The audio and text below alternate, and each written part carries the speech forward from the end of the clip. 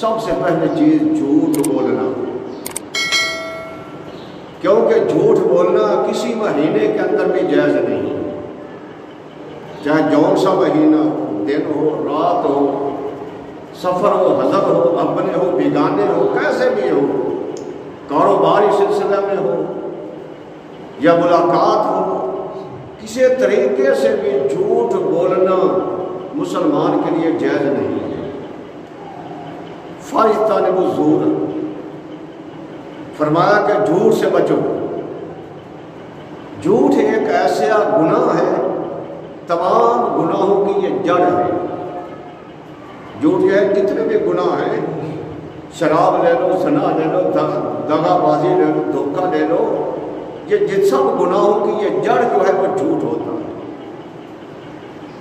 اس لیے اسلام نے کہا، قرآن اور حدیث مصطفیٰ نے کہا کہ جھوٹ بولنا یہ سب سے بڑا گناہ ہے، اس سے بچنا چاہیے۔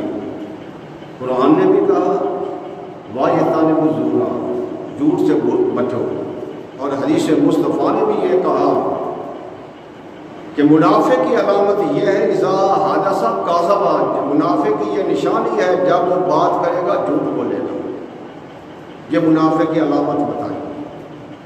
لیکن مسلمان کے لیے شان تو نہیں ہے، مسلمان کے زیبا تو نہیں بنتا کہ مسلمان ہو، کلمہ پڑھنے والا ہو، اسی زبان سے کلمہ پڑھے اور اسی زبان سے جھوٹ بولے، یہ مسلمان کے لیے لائق تو نہیں ہے۔ حدیث مصطفیٰ میں آتا ہے، حضور صلی اللہ علیہ وسلم فرماتے ہیں کہ جب میں معراج پر گیا تو میں نے ایک ایسی قوم کو دیکھا، تار کول کا جہنمی لباس انہیں پہنایا گیا ہے، چہرے ان کے مس ہو چکے ہیں، خنزیر کی طرح ہو چکے ہیں، شکلیں بدل چکی ہیں، اور ان کی زبان جو ہے منہ کی بجائے بدی سے نکالی گئی ہے، پیچھے سے نکالی گئی ہے، اور وہ زبان ان کی بڑھتی جا رہی ہے، اور فرشتے جو ہیں جہنم کی کینچی لے کر ان کی زبان کو کاٹ دیتے ہیں، پھر بڑھ جاتی ہے، پھر کاٹتے ہیں، پھر بڑھتی ہے، پھر کاٹتے ہیں، اسی طرح فرمایا ان کو عذاب ہو رہا ہے۔ اس عذاب کے اندر وہ مبتلا ہے۔ میں نے پوچھا جبریل یہ کون سی بد نصیب قوم ہے جو اس عذاب کے اندر مبتلا ہے؟ تو جبریل امین نے کیا کہا، یا رسول اللہ صلی اللہ علیہ وسلم، یہ وہ قوم ہے جو جھوٹ بولتی تھی،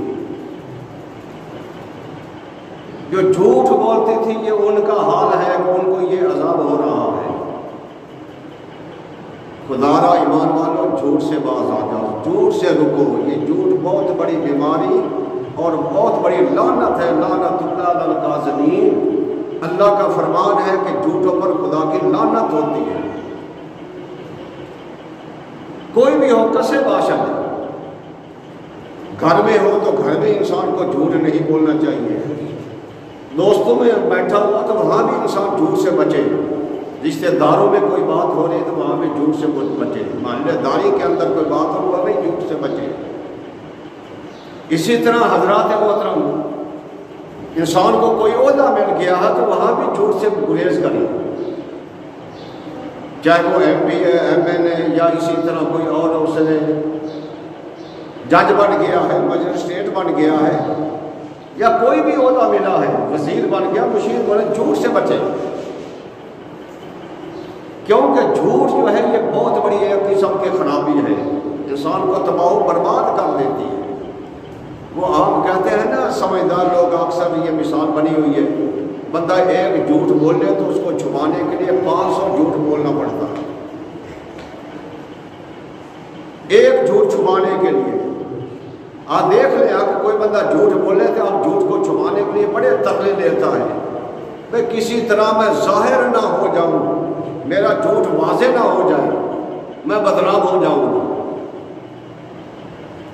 تو حضرات محترم، جھوٹ سے انسان کو بچنا چاہیے۔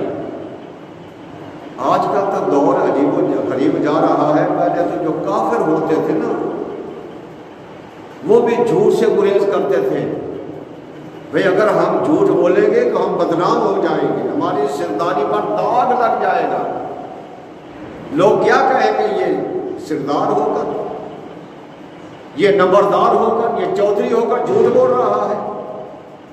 تو داغ آ جائے گا، شرمندگی اٹھانی پڑے گی۔ تو حضرات محترم، جھوٹ جو ہے یہ کبھی نہیں بولنا چاہیے۔ جھوٹ سب گناہوں کی یعنی کہ جڑ ہے۔ افسوس اس بات کا آتا ہے کہ آج کل ہم جھوٹ سے ہی سہارا لے رہے ہیں۔ سچ بیچارہ تو منہ لکائے بیٹھا ہوا ہے اور ہر جگہ ہم جھوٹ ہی بولے جا رہے ہیں۔ دکان ہے، خرید و فروخت ہو رہی ہے تو وہاں بھی جھوٹ کا سلسلہ چل رہا ہے۔ اسی طرح بازار ہے تو وہاں بھی جھوٹ باتیں ہو رہی ہیں۔ اسی طرح دوست و یاروں کے اندر بیٹھے ہوئے ہیں تو وہاں بھی جھوٹ کی بات ہو رہی ہے۔ اسی طرح اپنا عدالتوں میں جائیں تو وہاں بھی جھوٹ ہی چل رہا ہوتا ہے۔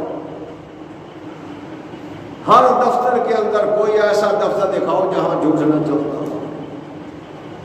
تو جب ہم ہر وقت جھوٹ ہی جھوٹ بولیں گے تو بتاؤ ہمارے ہاں برکت کیا ہوگی، ہمارے ہاں سکون کیا ملے گا، ہماری پریشانیاں کیسے دور ہوں گی جب ہم جھوٹ ہی جھوٹ بولتے رہے۔ خدا را اللہ کے بندو، جھوٹ سے باز آ جاؤ، رک جاؤ۔ اور آج اسی طرح لیڈری ہو تو لیڈری لینے کے لیے، ووٹ لینے کے لیے جھوٹ کا سہارا بے تکا لیا جاتا ہے، بے دریغ لیا جاتا ہے۔ پھر ہر جگہ جھوٹ بولتے، جھوٹ بول کر لوگوں کو سہارا دیا جاتا ہے، سہارا دیا جاتا ہے۔ تو پھر ان لوگوں پر خدا کی لعنت نہیں ہوتی تو اور کیا ہوتا ہے؟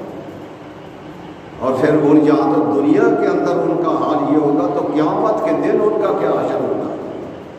جو میں نے حدیث پاک ابھی سنائی ہے کہ حضور فرماتے ہیں ایسی قوم کو دیکھا جن کی زبانیں گدی سے نکالی گئی ہیں اور فرشتے جہنم کی قینچیوں سے ان کی زبانیں کاٹتے ہیں، پھر نکل آتی ہیں، پھر کاٹ دیتے ہیں، پھر نکل آتی ہیں۔ تو یوں ہی ان کو عذاب ہو